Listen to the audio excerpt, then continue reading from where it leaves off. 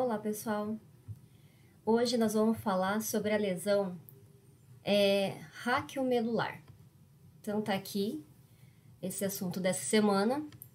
Esse assunto, ele é em conjunto com a aula de vocês de neurologia. Eu não sei quando a professora Adriana vai passar ou já passou sobre isso, mas aqui nós vamos ver mais na visão ortopédica do trauma, tá? Então, a lesão raquiomedular, ela é causada principalmente por acidentes automobilísticos, corresponde a 45%. Depois vem queda de altura, o mergulho, 20%, acidentes esportivos, 15%, atos de violência, 15%, e outros. Esses outros pode ser uma lesão medular por um tumor, tá? Por exemplo. A epidemiologia dessa lesão acontece principalmente para o sexo masculino, na faixa etária de 15 a 40 anos. Por quê? Porque geralmente o sexo masculino, ele é um pouco mais, como vou dizer assim, gosta mais de aventura, né? Gosta de correr, gosta de esportes mais radicais. Então, por eles não terem tanto cuidado como as mulheres, eles têm a preferência para esse tipo de lesão, né? Que eles queiram ter essa preferência. Mas eles são mais suscetíveis, tá? Porque a mulher é mais cautelosa, no geral. Ela tem um custo mais ou menos de 300 milhões de dólares por ano. Então é um custo alto, né? Porque a pessoa fica muito tempo internada. E ela pode ser uma lesão que vai deixar a pessoa incapacitada pro resto da vida, depende de como foi essa lesão. Então nós temos aqui a localização dessa lesão. Ela pode ser em toda a extensão da nossa coluna, mas a preferência é a região cervical, porque essa região é uma região que nós temos menos proteção, né? Então é mais fácil a mobilização dessa articulação e qualquer choque lesionar então a coluna cervical. A região torácica ela tem uma proteção de todo o tórax, né? Então ela não mexe tanto, não tem tanta mobilidade como a região do pescoço, a nossa região cervical. Por isso que aqui o restante, a taxa de incidência ela é bem menor. Aí, quando a pessoa tem uma lesão, né, tem um trauma raquiomedular, ela vai ser hospitalizada e vai, então, começar a fazer os testes. Um dos testes é de sensibilidade. Então, na fisioterapia, a gente usa uns pincéis, não seriam pincéis, como fossem umas agulhinhas de várias texturas, e nós vamos, então, pinçando a pessoa, né, cutucando a pessoa no corpo inteiro, para ver como está essa sensibilidade. Vocês sabem que a partir do local da lesão, dali para baixo vai ter os comprometimentos, seja ele total ou não, tá? Então, se eu tenho uma lesão que acometeu a parte da lombar, eu vou ver a sensibilidade da lombar para baixo, tá? E aí, se vocês fizerem lá o teste de 0, ele é ausente. Se a pessoa sentir formigamento, é classificado como 1. E se ela sentir tudo que vocês estão fazendo, pressão, calor, frio, tá, dor, ela tá então com a sensibilidade normal.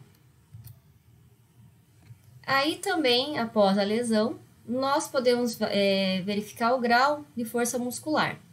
Se ele teve uma lesão raquiomedular completa, a partir do nível da lesão para baixo, ela não vai ter nenhum movimento e nenhuma sensibilidade. Mas se for uma lesão raquiomedular que só teve, então, um trauma na região medular, mas que não rompeu, ou rompeu partes da medula, mas não teve rompimento completo, ela vai ter alguma coisa de sensibilidade e de força. Ou às vezes pode não ter nada inicialmente e depois com o tempo começar a aparecer, tá? Isso vai ser visto só com as avaliações e com o tempo que vocês vão fazendo a fisioterapia e retomando as avaliações. O grau 0, sem tônus muscular. Grau 1, tônus presente. Grau 2, força motora não vence a gravidade. Grau 3, força motora vence a gravidade, mas não a resistência. Grau 4, força motora vence a resistência leve. E grau 5, força motora normal. Então, a classificação dessas lesões raquimedulares, elas são ou completas ou incompletas. A lesão completa, a pessoa teve uma lesão em T12 e foi completa. Então, a partir de T12, né, o L5, 4, 3, dali para baixo, ela não vai ter, então, nenhuma sensibilidade, nenhuma força, tá? Vai ter perda completa. As incompletas, nós não sabemos o que comprometeu, porque eu não sei se foi para a parte posterior, anterior, lateral, se teve rompimento de quase tudo, ou só um pouco, ou só teve um edema no local que comprimiu e gerou, então, esse edema, essa lesão raquiomedular. Isso aí vai ser visto com a tomografia, que ela vai fazer depois, com a ressonância, depende do que o médico vai pedir. Lá vai dar para ver perfeitamente a lesão. Só que a parte de funcionalidade da pessoa vai ser com o tempo também para a gente verificar o que ficou ou não. Por isso que a fisioterapia é muito importante nessa fase aí. Então, na incompleta, ela vai ter algumas perdas de função sensitiva e ou motora, tá? E pode estar preservado ou não, porque a incompleta a gente não sabe o que pegou na medula, tá? Dependendo do que pegou, ela vai ter a lesão ou só sensitiva, ou só motora, ou os dois, tá? Então, a lesão raquiomedular, ela tem, então, a causa primária e a causa secundária. Na primária, ocorre no momento da lesão. Tipo, ela caiu, ela bateu o carro e teve um chicote, feito chicote com o pescoço. E aquilo ali deu, então, uma laceração nos ligamentos e teve uma lesão medular. Isso é uma lesão primária, tá? Então, ocorre no momento da lesão, por mecanismo de contusão, compressão, estiramento e laceração. A lesão secundária, ela teve uma lesão e aquela lesão fez com que o local da região medular ali ficasse ou com hemorragia, ou com inflamação, ou com isquemia.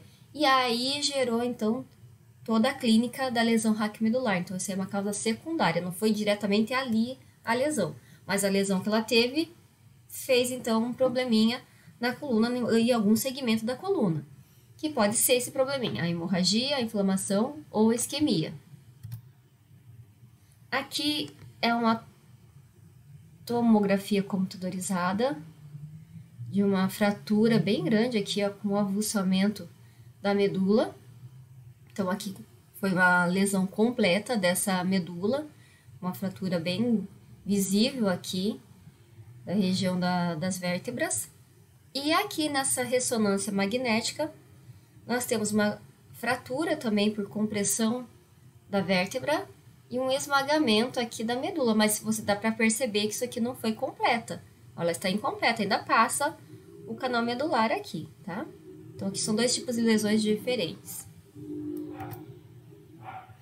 Então, o tratamento desse tipo de lesão vai depender da clínica que o paciente apresenta. É realizado o tratamento cirúrgico quando, primeiro, o paciente está apto a isso. Então, ele teve um acidente automobilístico bem grande, bem grave, e só que ele está com todas as funções motoras e como a gente vai falar assim, de coleta, né, de dados perfeito, só que precisa fazer cirurgia, ele pode ir para cirurgia. Mas se ele está bem debilitado, é um senhor bem idoso, que a cirurgia pode ser que ele não volte da cirurgia, então não é feito. Então, é feito quando há necessidade de fazer uma redução da fratura e luxações, para descompressão da medula e estabilização dessa coluna. Mas a pessoa tem que estar íntegra, tem que estar bem. Se ela estiver muito ruim, um quadro não favorável, ela não é feita a cirurgia. O tratamento conservador é quando não há necessidade de fazer a cirurgia, que só com o colete ela consegue estabilizar, esperar então a formação do calo ósseo, ou quando a pessoa não está hábil para fazer a cirurgia. Então, tratamento cirúrgico é para quando a pessoa precisa e tem condições. O tratamento conservador é quando não há necessidade ou quando a pessoa não tem condições. Aqui eu coloquei um apanhado da atividade física como um todo para a lesão raquiomedular, porque a ideia de hoje não é ver a parte neurológica desse tipo de lesão, e sim da parte da fisioterapia mais ortopédica para esse tipo de lesão, tá? Então, aqui tem, para vocês lerem depois, o que a atividade física promove. Aqui está a referência, tá aí também no portal de vocês. E hoje eu vou fazer o relato de caso do meu tio, tá? Porque o meu tio, ele tem 73 anos e ele sofreu um acidente no ano passado, em junho. Ele estava andando na escada da casa dele, que não tem corrimão, e ele sentiu um choque na medula e caiu da escada e bateu de cabeça né? E quando ele foi tentar levantar, ele não tinha mais força para levantar e ficou 4 dias no chão até esperar alguém procurasse ele para levar para um hospital. Então ele ficou 4 dias até encontrarem ele. Ele quase não ficava nessa casa, por isso que foi tão difícil alguém estar lá nessa casa dele. Aí ele foi resgatado. E o que aconteceu? Ele teve uma fratura da C2 e teve rompimentos de ligamentos. E essa fratura na C2 com rompimentos de todos os ligamentos no cais e amarelo dele, não foi rompimento total, tá? Fez com que gerasse um edema muito grande na região, então, da medula. E isso deixou ele com uma alteração tanto sensitiva quanto motora da C2 para baixo. Então, hoje o relato vai ser da fisioterapia num paciente que teve um trauma raquimedular.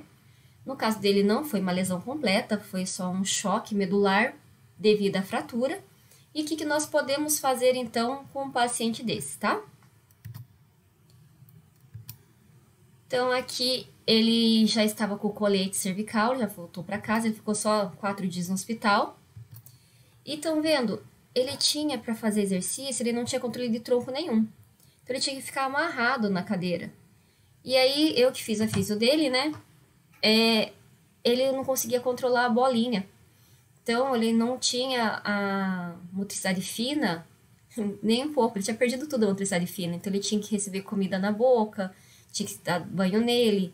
Ele perdeu a parte de esfíncter urinário e fecal, então tinha que usar fralda também.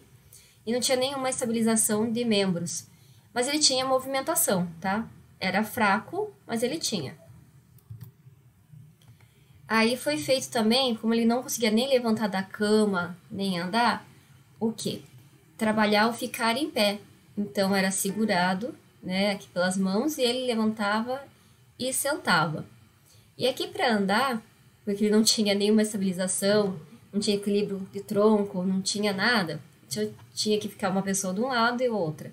O que foi feito então, inicialmente? Qual foi a proposta de trabalho num caso igual ao dele? Ele teve uma lesão incompleta de C2, que eu sabia que ia voltar ao normal, porque ele só estava com muito edema, mas não tinha tido rompimentos da medula.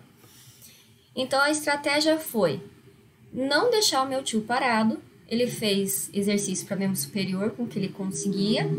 Membro inferior, aqui também tem um pezinho já, porque ele tinha um pouco de força, ele tinha uma força grau 3 para grau 4, né, quase preservado, mas estava fraco, mas não estava tanto. Então, ele fez os exercícios mais simples da cinese que vocês aprendem, né, de apertar a bolinha, sentar e levantar, tentar deixar ele em pé para melhorar a parte respiratória também, pulmonar dele. Ó, levantar aqui, fazer flexão e extensão da coxa. Então, foi feito o quê? Foi feito exercícios ativos para todo o membro superior e membro inferior. Por que membro superior?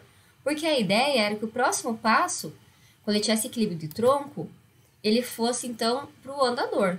Então, foi todo preparado isso. Aqui nessa foto, eu tô segurando porque minha mão estava aqui para pegar ele, porque ele caía. Ele não tinha o equilíbrio para ficar sentado. Então, eu sempre estava segurando para ele não cair, tá? E aí, aqui ele fazia exercício também na cadeira de rodas, para quadríceps. Quando ele estava sentado, já aproveitava fazer também para membro superior. Aqui também, tentando fazer com que ele ganhasse equilíbrio para sentar, porque isso é muito importante a pessoa ter um equilíbrio sentado, né? Então, eu fazia meio que um abdominal, que fazia ele deitar e voltar na cama mesmo, para ganhar fortalecimento do abdômen. Porque tendo fortalecimento do abdômen, eu consigo ter uma melhor postura desse tronco. Aí, aqui foi a primeira tentativa para ele levantar. Ele já estava tendo equilíbrio para ficar sentado sozinho. Para ele tentar levantar e sentar segurando no andador. Aqui são outros exercícios simples para membro inferior, para fortalecer adutores do quadril. Aqui é o primeiro dia que ele conseguiu já ficar em pé sem apoio. Estava todo feliz. Aqui exercício de novo, levantar e sentar. Então, ele fez exercício para membro superior. Todos os movimentos possíveis. Flexão, extensão, abdução, adução, rotação interna, rotação externa. Trabalho com a bolinha, trabalho de coordenação com a bolinha. Trabalho de subir e descer o braço sozinho, tentar ter um equilíbrio também das mãos, porque senão ele oscilava muito de um membro com o outro. Foi trabalhado ponte, bastante ponte. Membro inferior, levantar e sentar da cama sempre segurando com apoio, para ele não conseguir fazer isso. Trabalhado também os abdominais, bastante abdominais.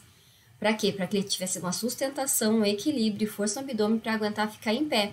Porque a ideia era que ele começasse a usar um andador para entrar nas suas atividades de vida diárias sem ninguém o auxiliando. Aqui foi o primeiro dia que ele conseguiu então sentar na cama sozinho. Isso foi depois de uns 2 meses. E aqui ele já trabalhando equilíbrio, né, de tentar dar um primeiro passinho com o andador.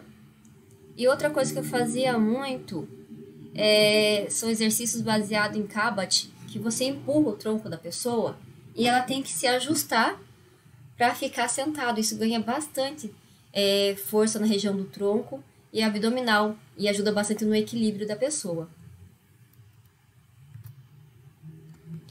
Aqui nessa foto foi quando eu já transferi a fisioterapia, né? Parou a fisioterapia e começou a ir para o educador físico. Como que eu fiz isso? O meu tio ele conseguiu conseguir ganhar força grau 5, conseguiu ter equilíbrio e um pouco de coordenação motora. A partir disso, o que ele precisava, e precisa ainda trabalhar um pouco mais de equilíbrio e ganhar um pouco mais de massa, que estava ruim a massa muscular dele.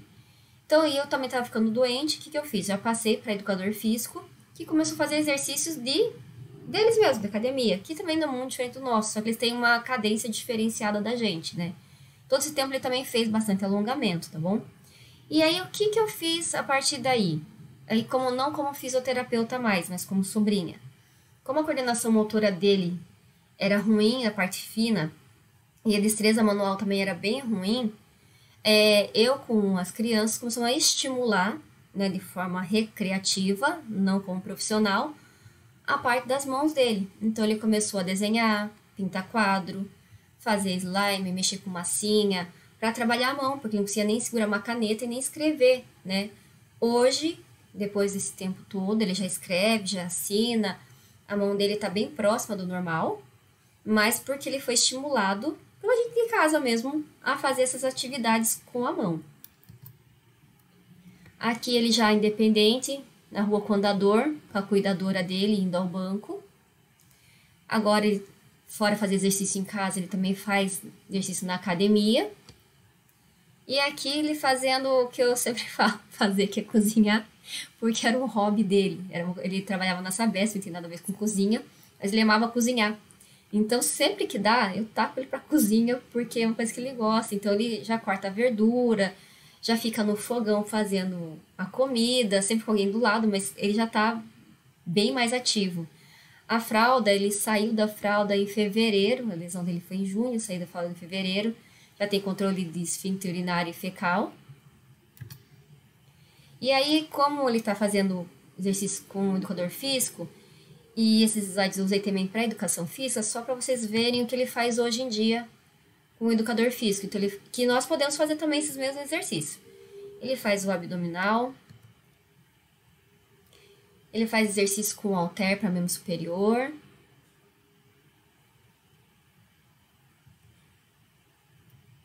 Aqui é o exercício para tríceps com halter.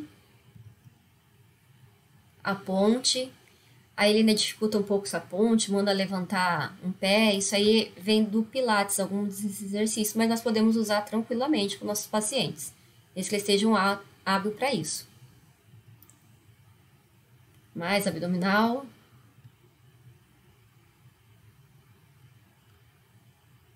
Aqui ele levantando.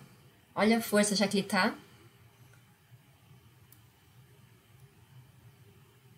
Aí ele demora um pouquinho para ir andar, tem que se ajustar e tá indo. O exercício de levantar e sentar que eu falei para vocês, ele ainda continua fazendo.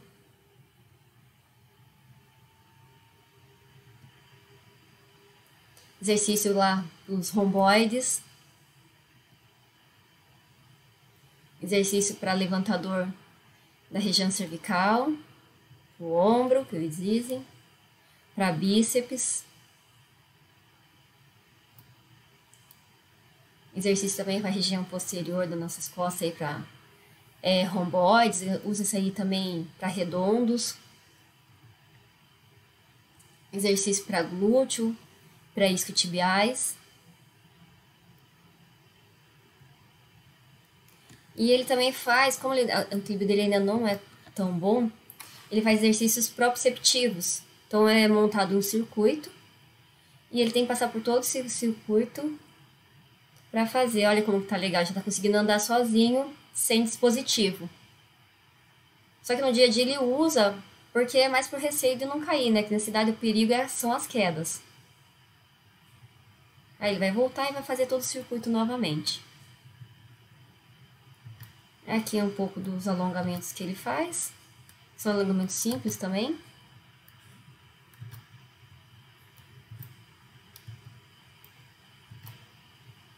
E é isso, pessoal. Eu espero que tenha dado uma clareza para vocês nas ideias para como tratar de um paciente que sofreu um trauma medular. No caso desse caso, é um trauma incompleto, né? Ele não chegou a romper ligamento não, a medula, ele só comprimiu por edema, pela lesão que ele teve. Mas para vocês verem que em pouco tempo, um senhor de 73 anos conseguiu voltar quase ao normal. Então isso deve muito ao quê? A fisioterapia e tudo que vocês podem fazer por eles, tá bom? E vocês viram também que os exercícios não tem nada de super elaborado, é bem simples, tá? É a coisa básica dos livros de cinésio que vocês estão vendo, tá? É isso aí. É a aula dessa semana, então, sobre lesão raquiomedular. Tchau!